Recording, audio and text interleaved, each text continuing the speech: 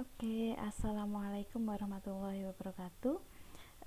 Selamat pagi rekan-rekan mahasiswa. Hari ini kita bertemu lagi ya pada mata kuliah Pakem Sains. Hari ini khususnya adalah pertemuan ke-6. Kita akan membahas mengenai bahan ajar ya, menyusun bahan ajar. Nanti saya khususkan kepada modul gitu. Langsung saja ya. Apa sih bahan ajar itu? Sebelum kita akan membahas lebih lanjut tentang modul, harapannya rekan-rekan mahasiswa mengetahui pengertian dari bahan ajar ya. Bahan ajar itu bisa dikatakan sebagai seperangkat materi yang disusun secara sistematis, baik dia itu tertulis maupun tidak tertulis, sehingga nantinya akan tercipta lingkungan atau suasana yang memungkinkan siswa untuk belajar ya.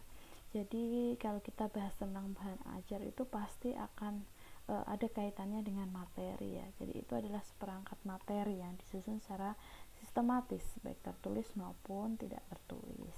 Itu adalah pengertian bahan ajar. Kemudian selain itu kita harus mengetahui macam dari bahan ajar. Modul itu hanya salah satu saja dari bahan ajar, tapi sebenarnya bahan ajar itu memiliki berbagai macam. Berikut ini adalah macam atau ragam dari bahan ajar. Yang pertama adalah bahan ajar berbentuk cetak, kemudian ada bahan ajar yang berbentuk audio visual, ada juga bahan ajar yang berbentuk audio, ada juga bahan ajar yang berbentuk visual dan multimedia. Contoh dari bahan ajar yang berbentuk cetak itu adalah LKS misalnya, lembar kerja siswa ini termasuk bahan ajar berbentuk cetak ya kan. Kemudian handout, kemudian ada buku, kemudian ada modul. Nah, modul ini merupakan salah satu bahan ajar, dia masuknya di kategori bahan ajar bentuknya cetak. Kemudian ada brosur, leaflet, dan mungkin ada berbagai macam lainnya.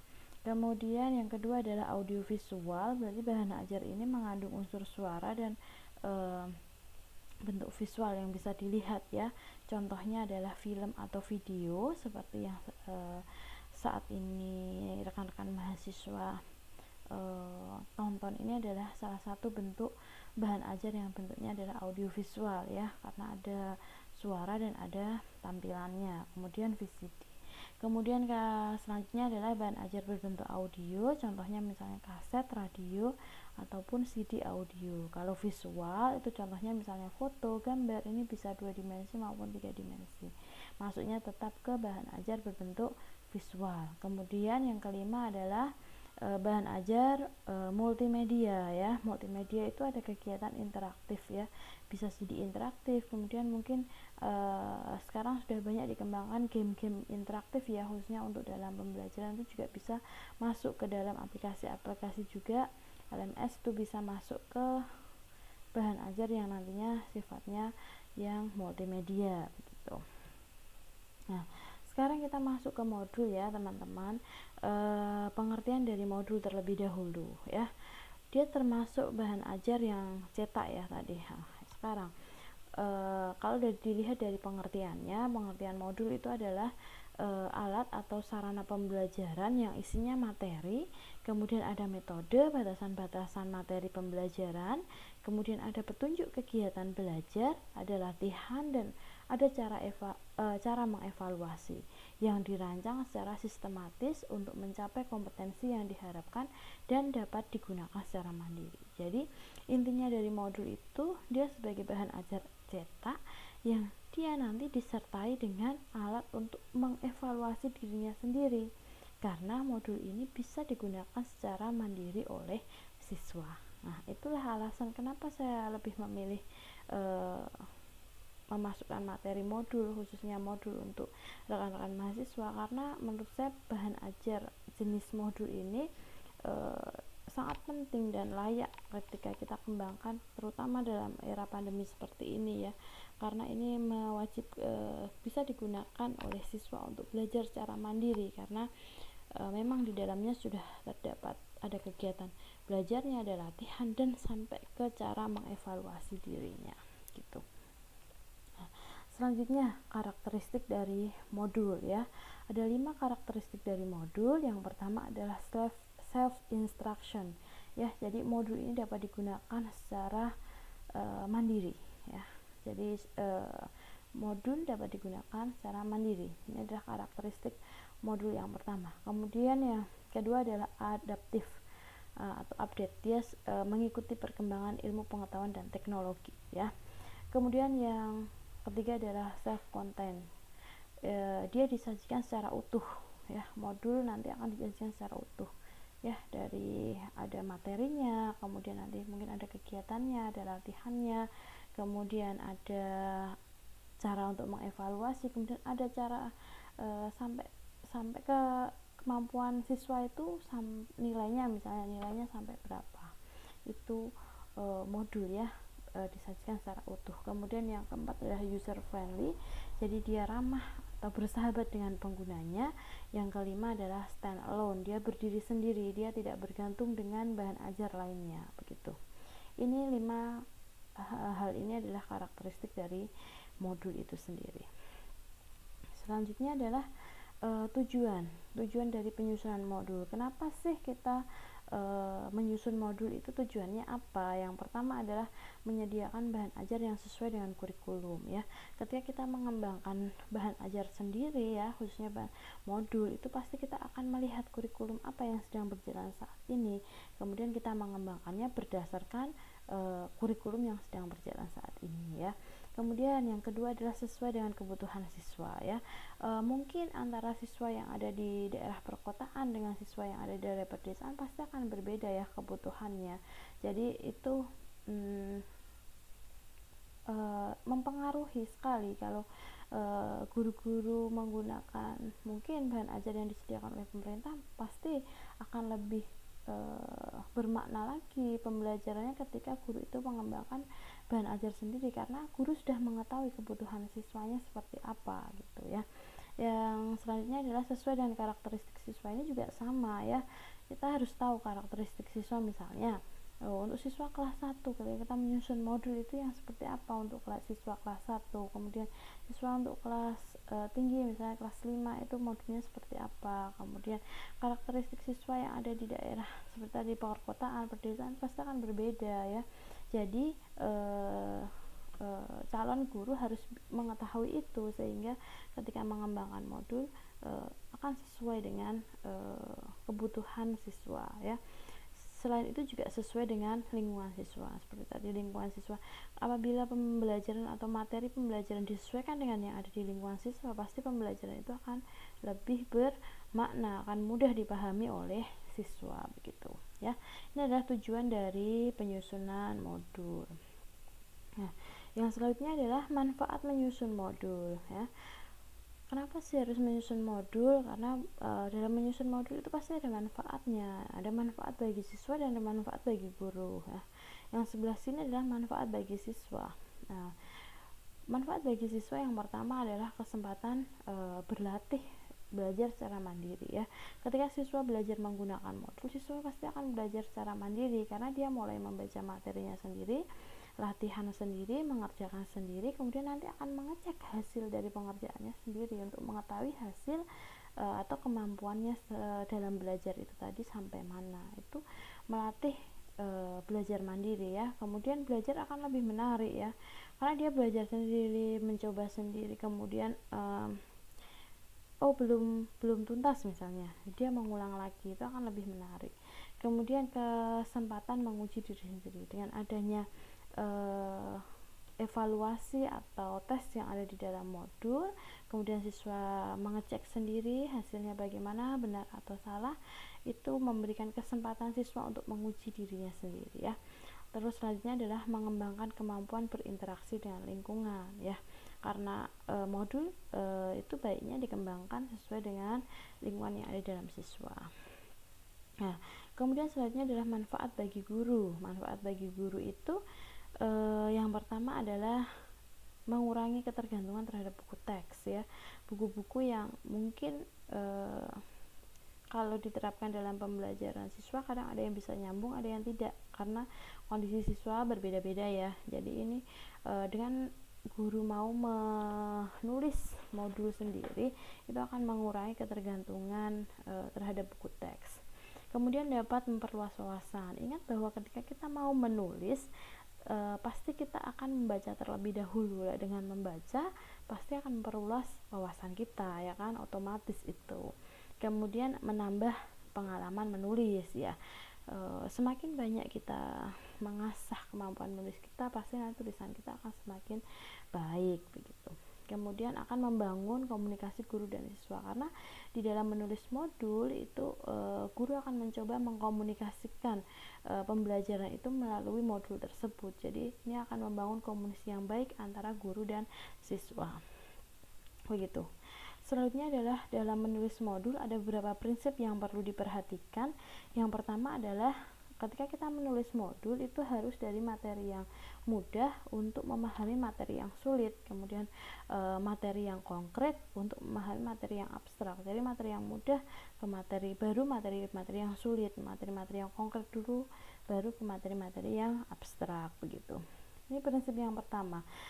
Kemudian prinsip yang kedua adalah menekankan pengulangan untuk memperkuat pemahaman. Jadi dalam modul pasti akan diulang-ulang. Ada materi, kemudian nanti ada latihan, kemudian nanti ada latihan lagi. Karena tujuannya apa? Untuk memperkuat pemahaman, ya, untuk pemahaman siswa yang sebelum nanti ada evaluasi di bagian akhir, ya. Itu. Yang ketiga adalah memotivasi dan memberikan umpan balik yang positif, ya. Setelah misalnya apabila hasil dari proses belajar siswa di kegiatan belajar 1 misalnya belum memenuhi dan dia harus kembali lagi untuk mengulangi, pasti siswa akan diberikan umpan balik yang positif sehingga siswa bersemangat untuk mengulangi proses pembelajarannya lagi. Ini yang paling penting juga. Prinsip yang keempat adalah di modul pasti akan ada yang namanya latihan dan tugas untuk menguji diri sendiri, karena ini adalah ciri yang paling ciri yang paling membedakan dengan bahan ajar yang lainnya, ya. Ada latihan dan sekaligus nanti ada kunci jawabannya untuk ngecek seberapa besar ini keberhasilan siswa dalam belajar. Tuh. Ini prinsip dalam menyusun modul atau menulis modul. Alur menyusun modul. Bagaimana sih kita menyusun modul? Yang pertama, apa yang perlu dipersiapkan? Yang pertama adalah Anda perlu menetapkan judul modul terlebih dahulu. Kira-kira judul modul yang akan Anda kembangkan apa? Ya. Nah, setelah itu Anda perlu menyiapkan buku dan referensi yang terkait, ya. Buku-buku dan referensi yang terkait dengan penyusunan modul yang akan Anda buat. Nah, selanjutnya adalah Anda wajib mengidentifikasi KD, ya, dalam pembelajaran, kemudian mengkaji materinya sampai sejauh mana batasan-batasan materi yang nantinya akan disampaikan dalam modul. Kemudian selanjutnya adalah menentukan bentuk kegiatan. Misalnya materi ini nanti akan saya sampaikan dengan bentuk kegiatan seperti apa di dalam modul itu. Nah, selanjutnya setelah itu ketemu, baru Anda menuliskan indikator dan jenis penilaian apa yang akan digunakan di dalam modul. Dan selanjutnya setelah itu semua selesai, barulah menyusun draft modul, ya, rancangan dari sebuah modul itu sendiri. Ini adalah alur menyusun sebuah modul. Nah, kemudian ini adalah format modul, ya. Banyak format modul, tapi secara umum paling tidak Pusker ini bedakan menjadi 3. Ada bagian awal, bagian inti, dan bagian akhir. Di bagian awal ini paling tidak ya sampul, kemudian halaman sampul, nanti di situ ada judul, kemudian misalnya ada nama penulis, kemudian ada logo, itu bisa dituliskan di halaman sampul. Kemudian pokok bahasan ini akan menjelaskan materi apa yang akan dibahas dalam modul tersebut, ya. Batasannya sampai mana. Kemudian pengantar, di bagian pengantar ini juga akan menjelaskan selain dari materi, kemudian modul ini tuh misalnya cara penggunaannya bagaimana, itu bisa masuk ke bagian pengantar. Kemudian ada KD dan tujuan pembelajaran, ini wajib ada, ya, karena ini juga kaitannya dengan materi. Ini masuk di bagian awal. Kemudian di bagian inti nanti ada kegiatan pembelajarannya apa, kemudian uraian dan contoh. Misalnya kita sudah ada kegiatan, berbagai macam kegiatan belajar, nanti saya berikan contoh. Kemudian ada uraian dan contoh, kemudian di sini ada latihan dan ada rangkuman.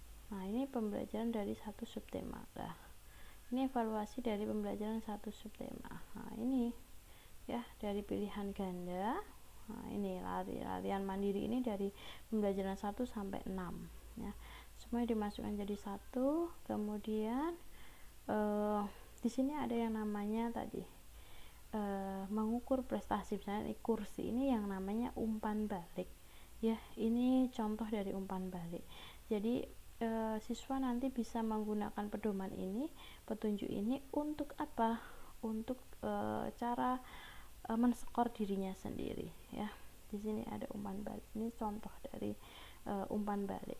Misalnya jika kalian mendapat skor kurang dari sama dengan 74, maka kalian harus mempelajari materi yang sebelumnya. Berarti kalau belum ada 75 disuruh mengulangi lagi di subtema 1. Ini contoh modul. Jadi karena modul ini digunakan secara mandiri. Lah, ini sudah masuk ke subtema 2. Nah, itu. Jadi sedikit contoh dari saya, nanti harapannya rekan-rekan mahasiswa bisa mengembangkan modulnya lebih baik lagi.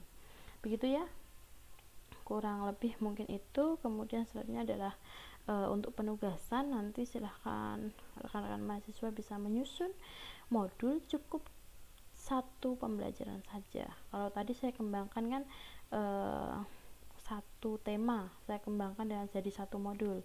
Nah, kemarin rekan-rekan mahasiswa sudah memilih satu tema, diturunkan menjadi satu subtema, diturunkan lagi menjadi satu pembelajaran. Carilah pembelajaran yang ada muatan sainsnya. Silahkan kembangkan menjadi lesson design sudah ya. Selanjutnya mengembangkan menjadi sebuah modul ya, satu pembelajaran saja begitu.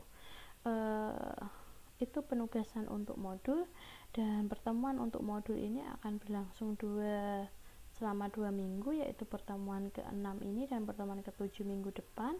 Silahkan untuk pertemuan ke-7 minggu depan Anda melanjutkan untuk mengembangkan modul, karena saya yakin dalam menyusun modul ini tidak cukup waktu 1 minggu, bisa jadi dengan baik, karena memang dalam menyusun modul juga perlu ada layoutnya juga ya. Membuat layout itu juga memerlukan waktu, jadi saya berikan waktu 2 minggu untuk penugasan menyusun modul. Itu mungkin sampai di sini yang bisa saya sampaikan ya rekan-rekan mahasiswa.